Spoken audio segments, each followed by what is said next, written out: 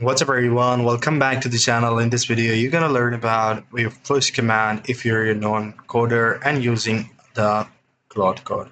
So Claude code comes with two different variants. One with this GUI application, which is this is a desktop based application, but the one that everybody use is this one. I am using it on PowerShell, so I'm just going to go ahead and type in Claude, so it will open up. If you guys want to download it, this is the command I have separately noted down. Let me just share it with you guys. So this is the command to use to download the Claude code in your system. You just have to paste it in the PowerShell. And here we are. So first thing first, you need to know why and how things work in this Claude code. So first thing is slash option. If you're using the slash, you'll see there are many things from design, from desktop, from efforts. Efforts are the thing like the level of intensity you want to put in. The lower it gets, the faster it gets, the higher it gets, the smarter it gets. If I go for the max, I want to change model. I can just type in slash model, select between different models from here, and get back here. Thirdly, I want to set up the whole function into a right directory where I am not going into the Windows 32 folder, rather than I'm going into a desktop user Z folder where it will be less security breachable.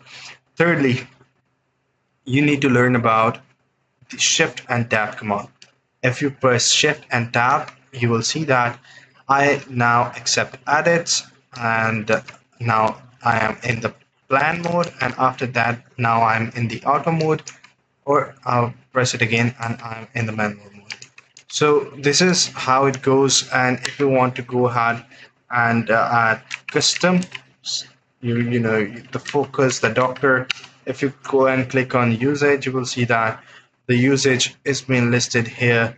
So usage credit are off, on. If you want to go for the configuration, you guys can go and pull up everything in it. And after you have set it up, you guys can know that if you press the left arrow key, you will be directed towards the agents and how everything is going in, what kind of models that you're working in. And if you press the right key, you will get back into that. So now I want, and thirdly, if you want to use the voice command as a new one, you just have to type slash then voice and it will start using it. Now it was already toggled on, so I just toggled it off. Now I'm going to press spacebar. It will start collecting my voice and will obviously implement it when I press enter after. I am a non-coder and using the Claude code for the first time. Don't save this into the memory. I'm just using it for the video purposes. So tell me, what are the basic things a person need to do if they're using the Claude code for the first time? What is the first command that you think should be for a non-coder? Here I'll just press enter and you will see that the implementation will start now. Install manifesting, it will take few of the seconds.